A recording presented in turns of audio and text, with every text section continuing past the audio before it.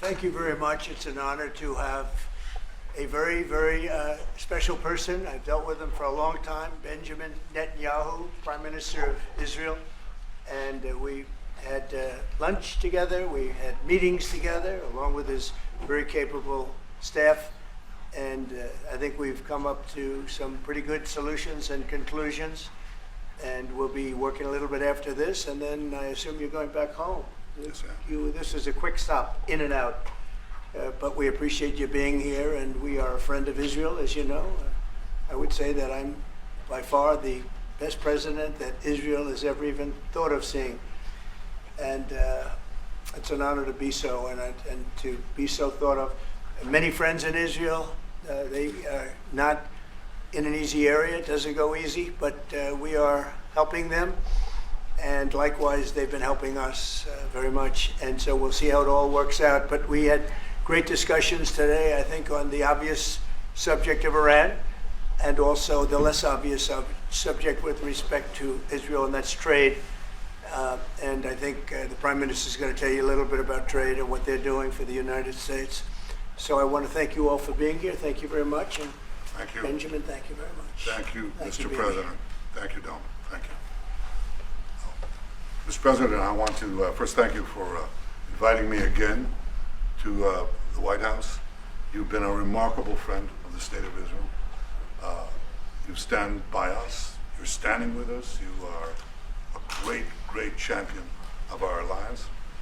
And you actually do the things that you say you do. And I think that people respect that enormously. I certainly do, and the people of Israel do, and I think the Jewish people do as well. We just saw your representative in the Department of Justice fighting anti-Semitism, standing up for Israel in international forums. I just want you to know from the heart, it's deeply, deeply appreciated. As you said, we had the opportunity to talk today about many subjects. First, if I can mention tariffs, it's a subject of some interest today. I can tell you that I said to the President a very simple thing. We will eliminate the trade deficit with the United States. We intend to do it very quickly. We think it's the right thing to do. And we're going to also eliminate trade barriers, a variety of trade barriers that have been put up unnecessarily. And I think Israel can serve as a model for many countries who ought to do the same. I recognize the position of the United States. It says, you know, we're allowing other countries to put tariffs on us, but we don't put tariffs on them. And, you know, I'm a free trade champion, and free trade has to be fair trade. And I think that's basically the position that you have put forward, Mr. President. We are going to eliminate the tariffs, and rapidly. I had the opportunity to speak to Secretary Lutnick yesterday. We talked about how we could effect this quickly, and I hope to bring a solution very quickly. We're not talking about intentions. We're not talking about just words. We're talking about results. And those results are going to come in. So that's the first. Thank you very much. It's very nice. Thank you. Thank you. Mr. President, what about the hostages deal? Well, What about the Let hostages? him I finish. didn't finish. Okay. Even begin. We spoke about not only the hostages, but about Gaza. The hostages obviously is a human story of just unbearable agony. I speak to the families. I spoke to them yesterday. Spoke to another one when I was in Hungary before I came here. I speak to them every day. They're in agony. The hostages are in agony, and we want to get them all out. Steve Witkoff was President Trump's very able representative, helped us get a deal that got 25 out. We're working now on another deal that we hope will succeed. And we're committed to getting all the hostages out, but also eliminating the evil tyranny of Hamas in Gaza, and enabling the people of Gaza to freely make a choice to go wherever they want. I mean, they should have that choice. And the President put forward a vision, a bold vision, which we discussed as well, including the countries that might be amenable and are amenable to accepting Palestinians of their free choice if they choose to go there. And I think that's the second thing that we discussed. But the hostages came right on top. We also discussed the situation in Syria. we've had neighborly relations with Turkey that have deteriorated, and we don't want to see Syria being used by anyone, including Turkey, as a base for attack in Israel. Turkey is a country that has a great relationship with the United States. The president has a relationship with the leader of Turkey. We discussed how we can avoid this conflict in a variety of ways, and I think we can't have a better interlocutor than the President of the United States for this purpose. And of course, we also discussed Iran. Look, we're both united in the goal that Iran does not ever get nuclear weapons. If it could be done diplomatically in a full way, the way it was done in Libya, I think that would be a good thing. But whatever happens, we have to make sure that Iran does not have nuclear weapons. That's the end of my speech. Mr. President, many Israelis want Just to to know add to what that, is your we're specific having plan to direct getting all talks the with, hostages wait a minute, out? wait.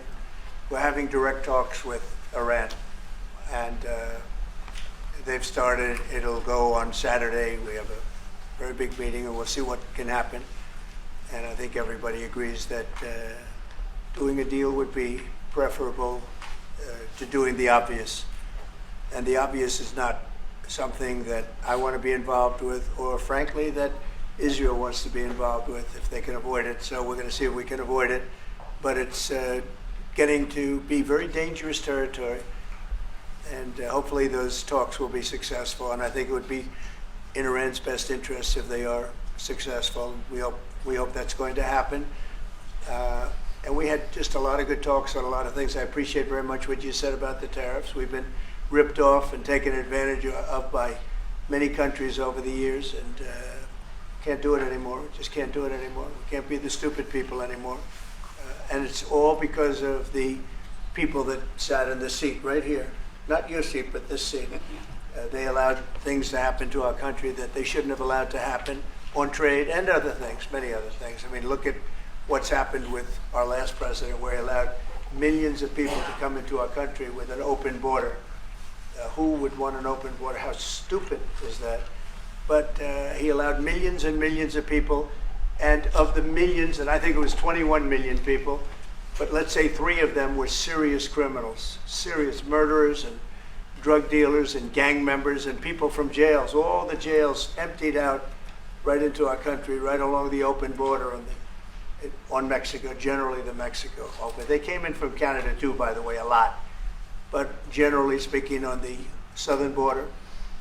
And what a shame it is that we are now working very hard to get them out, get the criminals out, get the murderers out, the drug dealers, the mentally insane, get them out. They dropped the mentally insane in our country too. And this was all done by the Biden administration. It's a disgrace that we have to work so hard. And then we have judges that try and protect these people, but they didn't protect us when the people were being let in. But to get them out is never easy with these people. So I think we're doing a great job. The border is the best it's ever been. It's even as strong as it was. I had a great, solid border. I think it might even be tougher right now and stronger. So people are coming into our country, but they're coming in legally. We have a legal process, and we have that moving along properly, because we need people to come into our country. But we want people that can love our country and cherish our country. So that's where we are. And with that, any questions? What about the hostages deal? Mr. President. Today, and would you be open to a pause in tariffs to allow for negotiations? Well, we're not looking at that. We have many, many countries that are coming to negotiate deals with us, and they're going to be fair deals. And in certain cases, they're going to be paying substantial tariffs. There'll be fair deals. As you know, I spoke this morning with the Prime Minister of Japan, and we had a very good conversation. They're coming. And I said, one thing, you're going to have to open up your country, because we sold no cars, like 0 cars in Japan, and they sold millions of cars into our country. They don't really take our agriculture, a little bit of it just to keep us slightly happy, but they don't take what they're supposed to be taking. So we have a great relationship with Japan. We're going to keep it that way, but they're coming in to meet, and other countries are coming in. With China, as you know, against my statement, they put a 34% tariff on above what their ridiculous tariffs were already. And I said, if that tariff isn't removed by tomorrow at 12 o'clock, we're putting a 50% tariff on above the tariffs that we put on. So they've gone for years. They've become a rich country because of people, again, that were in the White House that allowed this to happen. Hundreds of billions of dollars a year they'd make on us on trade, and it shouldn't be that way. And I have a great relationship with President Xi. I hope it's going to stay that way. I have great respect for China, but they can't do this. We're going to have one shot at this, and no other president's going to do this, what I'm doing. And I'll tell you what, it's an honor to do it because we have been just destroyed, what they've done to our system. You know, we have $36 trillion of debt for a reason. And the reason is that people allowed it to get that way. So we'll be talking to China. We'll be talking to a lot of different countries. And I think, you know, if we can make a really fair deal and a good deal for the United States, not a good deal for others. This is America first. It's now America first.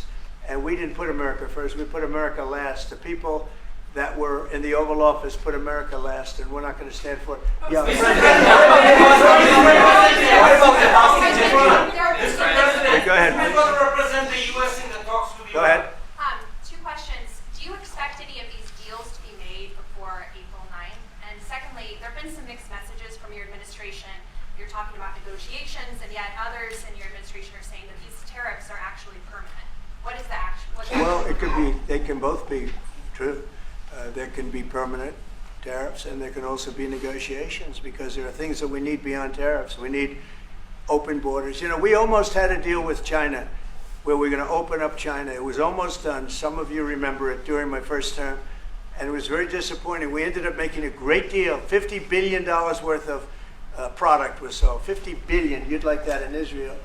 And I made that deal, but it wasn't the deal that I wanted. It was the deal that I wanted was that plus they were going to open up China so that our companies could go into China and compete with other countries and China for the, you know, for a large number of people. And at the very end, that deal was terminated, and we went to a piece of the deal. And there are a lot of things outside of tariffs, but tariffs are very important. But there are a lot of things like opening up countries that were totally closed. China's essentially a closed country. In fact, it is a closed country. And what they do is they charge tariffs so that if you sell cars or if you sell anything, nobody's going to buy it because the price is out of control. But that's true with a lot of other countries also. So we're going to get fair deals and good deals with every country. And if we don't, we're going to have nothing to do with them. They're not going to be allowed to participate in the United States. Mr. President, Mr. President, you Hold it. Just relax. We have time. This gentleman is all day long. Mr. President, thank you for the chance. Go ahead. Many of Palestinian Americans who voted for you and not for Biden because you've promised them to end the war in right. Gaza. Very honored by that vote, too. The war is still going on and there's no hostage deal. Do you have any update on that? Well, I'd like to see the war stop, and I think the war will stop at some point that won't be in the too distant future. Right now we have a problem with hostages. We're trying to get the hostages out. We got quite a few of them out, but it's a long process. It shouldn't be that long. We have a big problem that we've done. I think I'll ask Pete to maybe talk about it for a second, because a lot of people are asking. The Houthis, we've been very tough and very successful militarily.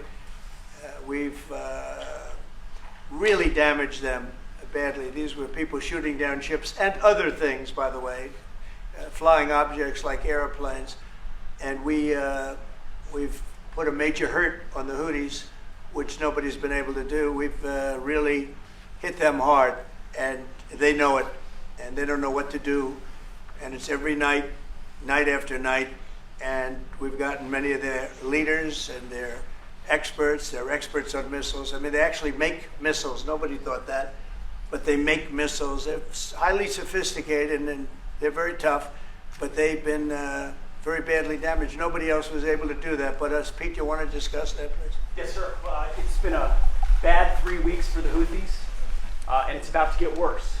It's been a devastating campaign, whether it's underground facilities, weapons manufacturing, bunkers, troops in the open, air defense assets.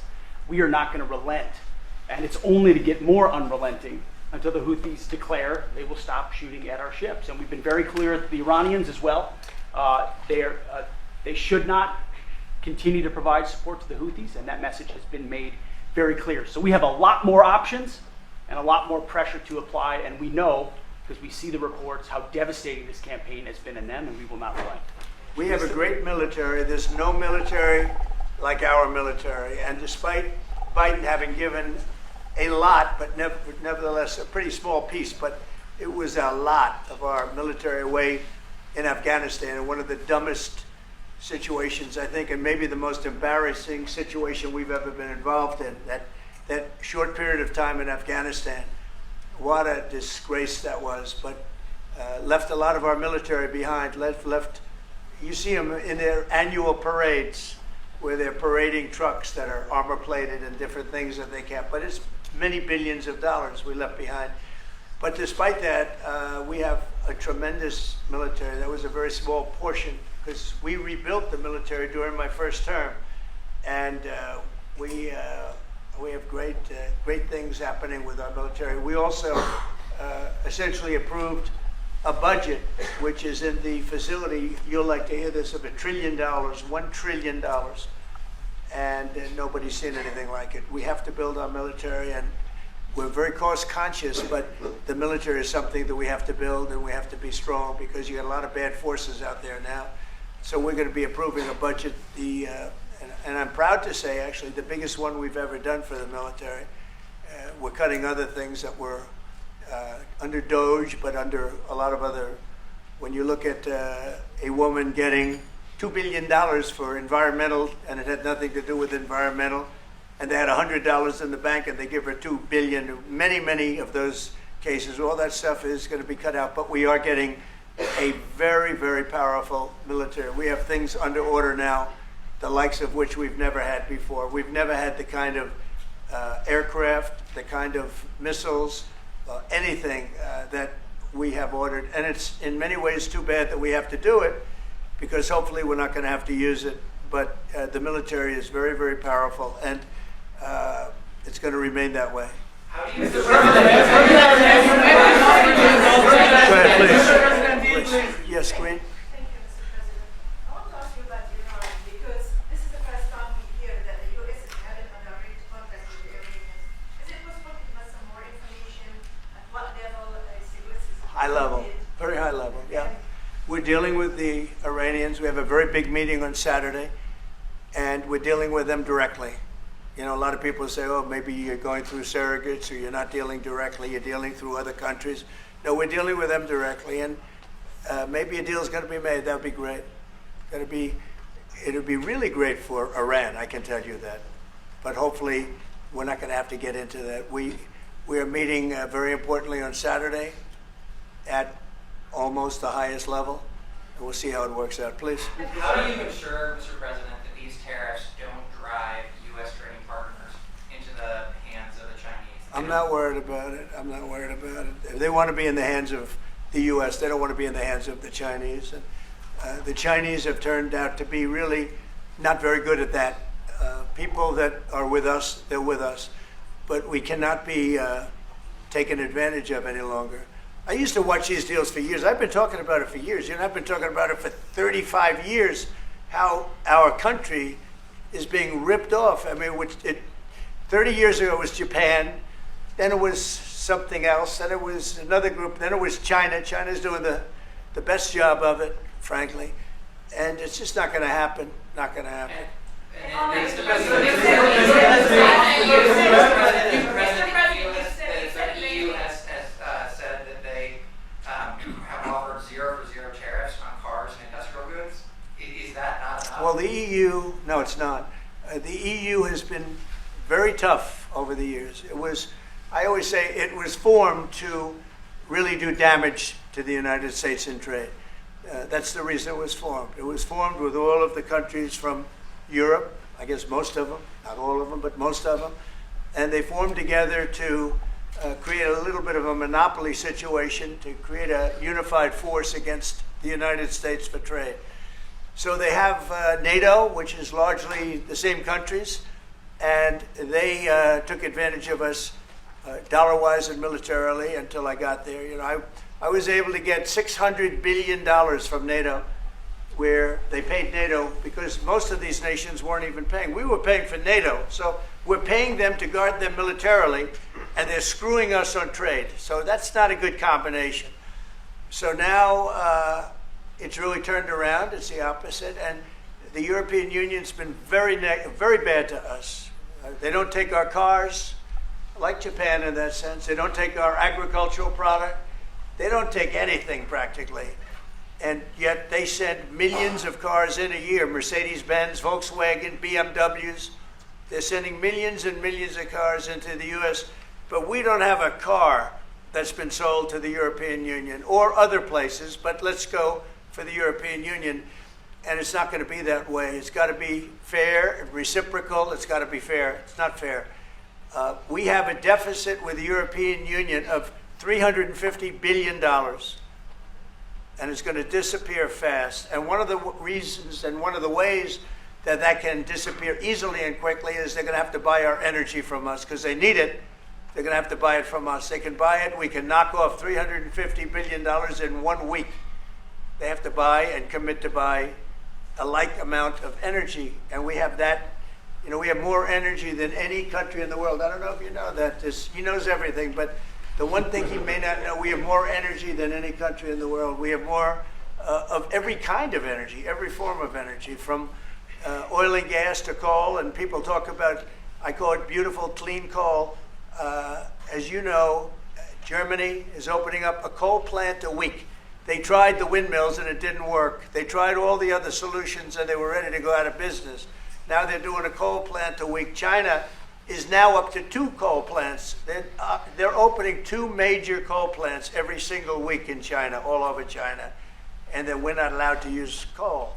Well, we have clean, beautiful coal more than anybody else. We have oil and gas more than anybody else. We have the most energy of any country in the world, including Saudi Arabia, including everybody, by a lot.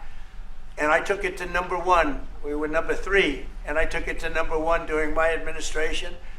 And the reason that we were hurt so badly and the reason that we went into such incredible inflation during Biden is energy. It was also their bad spending, but energy, because they played around with this incredible thing that we had built, this administration had built, and the energy costs went through the roof. And when that went up, everything else followed. Now, if you look at what's happening, you're going to see this today. I said we're going to try and get groceries down, right? An old-fashioned term, but a beautiful term. Eggs. So when I got in, the press went absolutely crazy the first week. They said, eggs have quadrupled in price.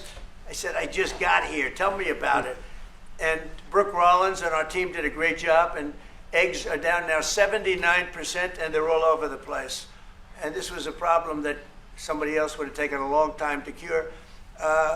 We have energy is down. We have interest rates are down. We have groceries, meaning food is down.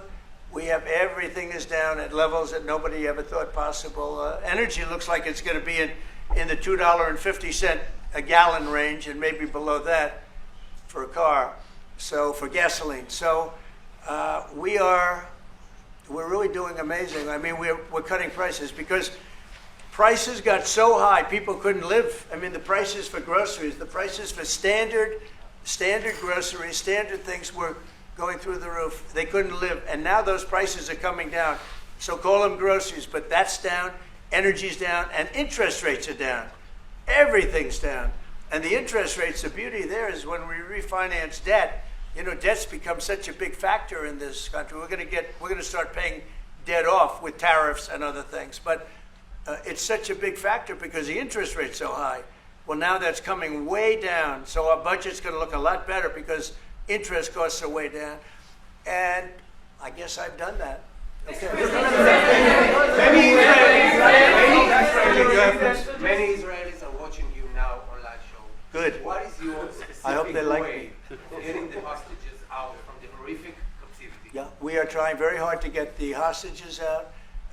We're looking at another ceasefire. We'll see what happens. But we want to get the hostages out. The Israeli people want the hostages out more than anything. They want the hostages out. This man is working very hard with us to do that. I mean, I don't know. I hope he's being appreciated because he's been a great leader. He's working very, very hard on the hostages and many other things. And there are plenty of things you have to work on. It's a tough place in the world, isn't I it? have a good partner. Yeah, you do have a good partner, and so do we. We're working very hard on the hostages. Yeah, please. If you're going to negotiate a new deal with Iran, can you elaborate how it's going to be more effective than the JCPOA? Well, I can't really say that, but I think it'll be different and maybe a lot stronger. But they were so happy when we made that first deal because we did get a lot out. You know, I had people right in this office, this beautiful Oval Office. They came in, 10 people, hostages, you know that. And I said to them, so how was it? And the stories they told me, I mean, as an example, I said to them, was there any sign of love? You were there, 10 people. It's only 10, but it's pretty representative. Did the Hamas show any signs of, like, help or liking you? Did they wink at you? Did they give you a piece of bread extra? Did they give you a meal on the side, like, you know, you think of doing? Like would happen in Germany, would happen elsewhere. People would try and help people that were in unbelievable distress. They said no. I said, all of them. I said, did they ever wink at you like, you'll be okay? You're going to be okay? No, they didn't do that. They'd slap us. The hatred is unbelievable. And the lives, you know, they lived in a pipe, not really a tunnel, it was a pipe. And they always thought they were suffocating. They were going to suffocate. And then they'd open up the pipe, and it was like 3.5 feet high. This isn't, you know, we hear tunnels bad, but pipes are worse. And the stories I heard were incredible. But I just said, was there any sign of potential love or affection? And there were none whatsoever. It was amazing to me. There was nothing like, here, take this, it's a little extra meal or something. They lived like hell. I don't know. They seemed to be, they were amazing to me because they seemed to be pretty normal. They weren't scarred, but I guarantee underneath they have to be scarred. And one was there for 356 days. Another was there for about 180 days, you know, a long time. These are people that have been really, really horribly treated. I've never seen anything like it, actually. I was very surprised to hear the answer. Thank you, Mr. President. Are there 2 or 3 countries that are on your list that you feel are farther along in getting their tariffs lowered? I think there are many that want to get rid of tariffs right now. European Union, I mean, as badly as they've treated us, they've brought their car tariffs essentially off. I guess they brought it down to 2.5, and I hear maybe to nothing. But it's not only tariffs, it's non-monetary tariffs. It's tariffs where they put things on that make it impossible for you to sell a car. It's not a money thing. They make it so difficult, the standards and the tests. They drop a bowling ball on the top of your car from 20 feet up in the air, and if there's a little dent, they say, no, I'm sorry, your car doesn't qualify. When the same car from Germany or anything would dent likewise, unless you can have an army tank, it's going to dent. So they come up with rules and regulations that are just designed for one reason, that you can't sell your product in those countries, and we're not going to let that happen. Those are called non-monetary barriers. They make barriers that are so tough that it's impossible to qualify. So tariffs are a big part of it, but there's another big part of it, and that's barriers. They also do something else. They manipulate their currency, and they drive it down. They want to have low currencies, you know. It sounds better to have a high currency, a strong dollar or whatever, but they bring their currency down, and when it competes with our currency, it's very hard to sell a tractor. It's very hard to sell product because their currency is low and ours is much higher relatively. And so it makes it very hard. I speak to a lot of companies that do business, tractor companies, and they say it's so hard to sell because what they've done is they've lowered the yen or they've lowered the yuan or they've lowered their currency, so that it's very hard to compete. We don't want that either. So we have a lot of things that we're talking about, but we're going to fix it properly, and it's going to be fair to everybody. And in the end, I think we're going to have a world that does a lot better, you know, but they have to respect the United States. And nobody but me would do this. Nobody but me would do this. You know, it would be nice to serve, a nice, easy term. But we have an opportunity to change the fabric of our country. We have an opportunity to reset the table on trade. We lose billions of dollars. We lose close to $2 trillion a year on trade. We lose $1 trillion a year to China. $1 trillion. We lose hundreds of billions of dollars a year on trade to China. We lose hundreds of billions of dollars overall, probably close to $2 trillion. Why would we do that? Number one, why would we do that? And then you have to say, is it sustainable? Then you hear about all of the people that say, well, deficits, if we have a deficit with the country, or if the country has a big surplus with us, like China has a massive surplus, that they take and they spend on their military. Well, we don't want that. I don't want them to take $500, $600 billion a year and spend it on their military. I don't want them spending money on their military. And I shouldn't have to spend money. We shouldn't have to spend it either. Because, you know, hopefully, and I said this to President Xi, hopefully it's money that we're never going to use. In other words, because we're not going to use those incredible weapons that we have and that they have. We don't want that. So it's going to be very interesting. It's the only chance our country will have to reset the table. Because no other president would be willing to do what I'm doing or to even go through it. Now, I don't mind going through it because I see a beautiful picture at the end. But we are making tremendous progress with a lot of countries, and the countries that really took advantage of us are now saying, please negotiate. You know why? Because they're getting beaten badly because of what's happening. They're getting beaten badly. They're being devalued as countries. But it's the only chance we're going to have to reset the table on trade. And when we do, we're going to come out unbelievably well. We're going to have a strong country economically again. And we're going to have those factories that are empty all over the United States. We've lost 90,000 plants and factories. Think of this, 90,000, you wouldn't think it's possible. 90,000 plants and factories since NAFTA, which was, by the way, the worst trade deal ever developed, ever had by any country anywhere, NAFTA. And I terminated NAFTA. Everybody said it would be impossible. And I terminated it through Congress. We terminated it. You had to get it through Congress. It was a trap. It was a horrible thing. And we got it done. And we went to the USMCA, which was much better. The problem is they cheat. They cheat like crazy. Canada cheats. Mexico cheats. Just one of those things. But we are resetting a table, and we're going to have great trade. And we're going to have a very strong country. Our country is going to be at a level that has maybe never been, or maybe, you know, our country was the strongest, believe it or not, from 1870 to 1913. You know why? It was all tariff-based. We had no income tax. Then in 1913, some genius came up with the idea of let's charge the people of our country, not foreign countries that are ripping off our country. And the country was never that kind of wealth. We had so much wealth, we didn't know what to do with our money. We had meetings, we had committees, and these committees worked tirelessly to study one subject. We have so much money. What are we going to do with it? Who are we going to give it to? And I hope we're going to be in that position again. Mr. President, do you plan to reduce the tariffs that your government put on Israeli goods, 70%? On where? On Israeli goods, the 70%. Do you plan Well, to we're reduce talking about a whole new trade. Maybe not. Maybe not. Don't forget, we help Israel a lot. You know, we give Israel $4 billion a year. That's a lot. Congratulations, by the way. That's pretty good. But we give Israel billions of dollars a year.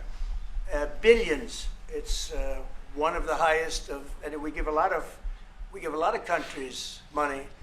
You wouldn't believe if I said we give Afghanistan a lot of money. Do you? Because that was a Biden deal, another Biden deal. Not only did he embarrass us with that, but they give them billions of dollars, Afghanistan, right? So, but no, we take good care of our friends, and we don't take care of our enemies. We're not taking care of our enemies anymore, but we do take care of our friends. Mr. Berman for the Times of Israel. The IDF is fighting again in the Gaza Strip. I myself might be called up in a month. Do you think that's the way to pressure Hamas to get to a deal? And do you think blocking humanitarian aid is also an effective pressure? Well, you know how I feel about the Gaza Strip. I think it's an incredible piece of important real estate. And I think it's something that we would be involved in, but having a peace force like the United States there, controlling and owning the Gaza Strip would be a good thing. Because right now, all it is for years and years, all I hear about is killing and Hamas and problems. And if you take the people, the Palestinians, and move them around to different countries, and you have plenty of countries that will do that, and you really have a freedom zone. You call it the freedom zone, a free zone, a zone where people aren't going to be killed every day. That's a hell of a place. It's you know what I call it, a great location that nobody wants to live in, because they really don't. And when they have good living, real living, where Hamas and all of the problems they have, the level of death on the Gaza Strip is just incredible. And I've said it. I don't understand why Israel ever gave it up. Israel owned it. It wasn't this man, so I can say it. He wouldn't have given it up. I know him very well. There's no way. They took oceanfront property and they gave it to people for peace. How did that work out? Not good. Is the immigration, sorry, Mr. President, is the immigration plan still on the agenda? Which immigration? From Gaza. From Gaza. All it is a concept that I had that I think is good, and now people are copying it. Maybe you want to tell. People are talking about the Trump plan. Gee, why don't we do that? Would you like to answer that question? I think what the president talked about is, first of all, to give people a choice. Gazans were closed in. And any other place, including in arenas of battle, I mean, whether it's Ukraine or Syria or any other place, people could leave. Gaza was the only place where they locked them in. We didn't lock them in. They're locked in. And what is wrong with giving people a choice? Now, we've been talking, including over lunch, about some countries, I won't go into them right now, that are saying, if Gazans want to leave, we want to take them in. And I think this is the right thing to do. If you give, it's going to take years to rebuild Gaza. In the meantime, people can have an option. The president has a vision. Countries are responding to that vision. We're working on it. I hope we'll have good news for you. I will say, people really do love that vision. It's a long-term vision, but so importantly is to have that be a safe field, because you're right smack in the middle of the Middle East. You're right along Israel. It should have never, ever been given away. It shouldn't have been given away by Israel. I don't know why they did it. I mean, I do know why, because they were promised peace, but that didn't work out too well, because it's one of the most dangerous pieces of land anywhere in the world. Gaza is one of the most dangerous places in the world. So they gave it away for a good intention, and it didn't work out that way. And a lot of people like my concept, but there are other concepts that I like too. And there are some concepts I don't like. You know what I don't like? The way it is now. Because right now it's a dangerous death trap, Gaza. Yeah. Thank you, sir. Can you talk a little bit about your potential meeting with Vladimir Putin? Do you still plan to meet with him? Could that happen in Saudi Arabia? And maybe you could elaborate as well a little bit on not providing tariffs on Russia, sir. So the reason we're not talking about tariffs with Russia is because we're not doing business essentially with Russia, because they're in a war. And I'm not happy about what's going on with the bombing, because they're bombing like crazy right now. They're bombing. I don't know what's happening there. That's not a good situation. So we're meeting with Russia. We're meeting with Ukraine. And we're getting sort of close. But I'm not happy with all the bombing that's going on in the last week or so. Horrible. It's a horrible thing. It's a horrible thing. Can countries negotiate to get below 10%? In terms of tariffs? Yes. Look, we've been ripped off and taken advantage of for 40, 50, 60 years. And the reason we got ripped off and the way they did it was tariffs. They would charge tariffs, massive numbers of dollars. And when you look at China, when I took over, it was at $507 billion they were making. I call it making. A lot of people say, oh, it doesn't mean anything, having a surplus. It means a lot, in my opinion. It's almost like a profit or loss statement. And when I took over, it was $507 billion that China was, this is originally, first term. And we were very, very tough on them. because they were taking that money and they were building a military with it. Then when Biden came in, he let them get away with murder. He had no idea. I'll tell you what, that man had no idea what was happening, whether it was the border or China or anything else. He had no idea what was going on. And they went wild. China went wild. And the money they make is ridiculous, okay? It's just not going to happen. And hopefully we'll get along with China. If we do, that's great. And if we don't, that's okay too. But we can't let that continue, because that's an abuse. They abused the poor people that sat in the seat. That poor Biden, he was abused by them. They took advantage of him. And I'm surprised, you know, they have smart people. They were radical left lunatics, but they're smart. I'm surprised they'd allow that to take, you know, to happen. But we are going to bring great trade, and we're going to be fair to other countries. And I will say this, virtually every country wants to negotiate.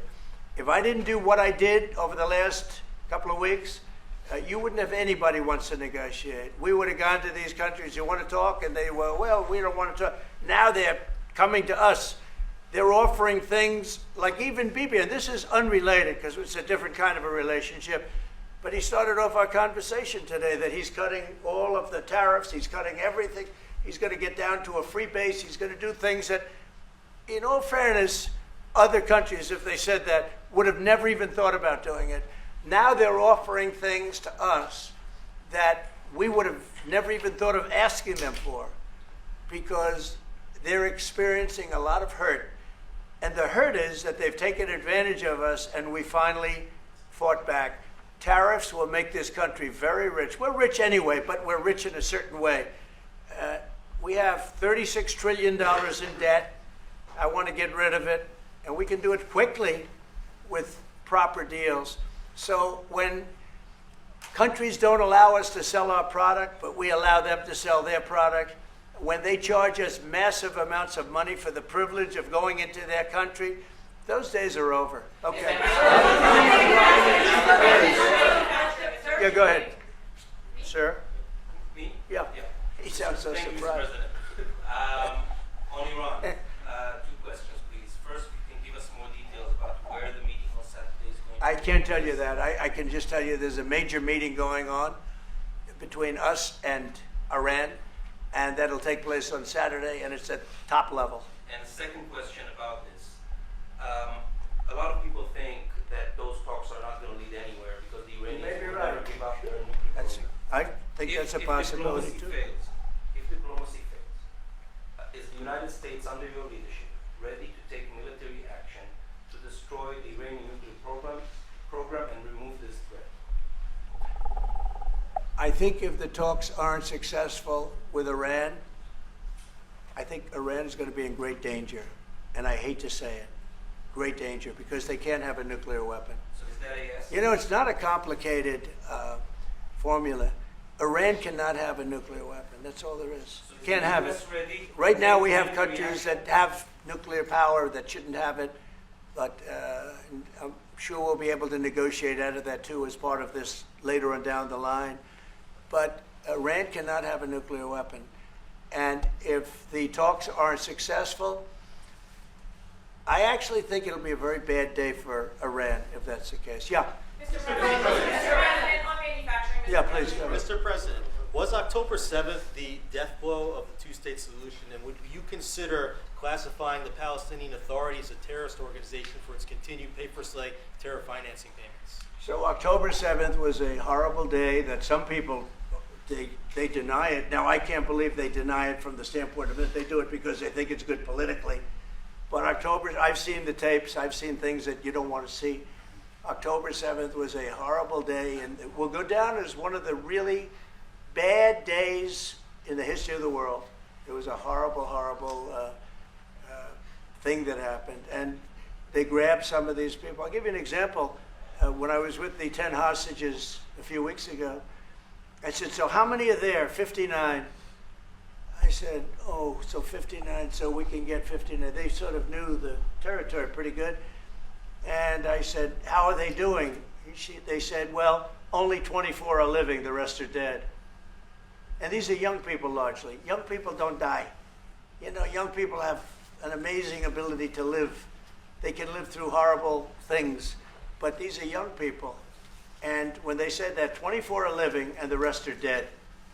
And you know, I've had parents come up, Israeli parents largely. We have some Americans, and I guess we have one left, Alex. We have the one left. But I've had Israeli parents come up to me at events and say, my son is there. I said, well, how's he doing? Well, he's dead. But would you do me the biggest favor ever? Could you bring his body back home? They talked about a young dead boy and a young dead girl like they were living. And that could have something to do with religion. That could have something to do with, I guess maybe any parent would be, but I was surprised. They said, sir, my son is dead. It is just as important to bring that body back home. I asked that question as if he were alive.